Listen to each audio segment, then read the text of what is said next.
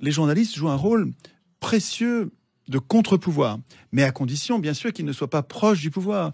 Et le problème, c'est que dans nos sociétés, nous avons laissé, malgré les avertissements du Conseil national de la résistance après la Deuxième Guerre, qui disait « Ne laissez pas la presse achetée par les puissances d'argent », disait-il, avec les mots de l'époque, ayant oublié ces gens-là qui sont morts progressivement avec le temps, hein, c'était il y a longtemps, ayant oublié les leçons de la guerre, nous avons laissé... Et nos représentants ont laissé, et notre constitution, notre fausse constitution a laissé, parce qu'elle ne l'a pas interdit, les riches acheter les médias, acheter les journaux. Et donc ce sont des simples citoyens qui font le boulot des journaux, puisque les journaux ont tous été, en France, ils ont tous été achetés par les riches, par 9 milliardaires. Hein. Il faut qu'on fasse une émission là-dessus. Mais du même coup, ce sont de simples citoyens comme Julian et son équipe de Wikileaks, et d'autres qui font le boulot des journalistes. Et les blogueurs, il y a plein de blogueurs importants qui font le boulot de journalistes amateurs.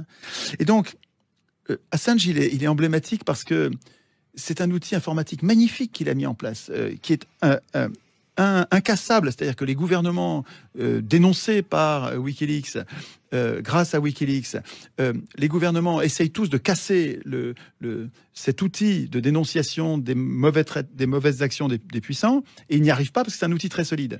Alors ils s'en prennent à ce gars-là qui est en fait très emblématique de la défense de l'intérêt général et des citoyens contre les mauvaises actions des gouvernements. Et au lieu de le défendre, nous autres, même les citoyens, il n'y a pas... Enfin, on peut s'en prendre à la police qui est allée le chercher à l'ambassade. Et c'est vraiment une honte pour la police, pour les policiers qui ont fait ça, c'est vraiment une honte.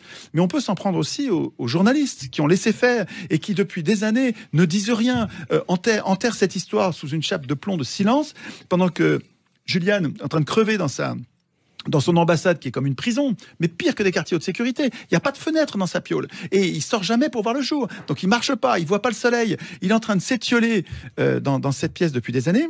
Et les journalistes ne disent rien. Les soi-disant journalistes, enfin ils sont vendus aux riches. Alors c'est une honte pour les journalistes, mais c'est aussi une honte pour les politiciens. Quand je vois qu'un gars comme Hollande, qui me représentait, et qui a refusé l'asile dans la terre des droits de l'homme, qui a refusé l'asile à ce héros. Mais je suis désolé, Hollande est une fripouille, une canaille, et c'est tout ce que j'ai à ma disposition. Des mots graves, on me dit après ça, je suis populiste parce que vous utilisez des mots, vous exagérez, quelle outrance. Ouais, enfin, il faudrait trouver des mots plus graves. Hollande a condamné ce gars-là à mort parce que maintenant il est extradé, donc il va finir à Guantanamo.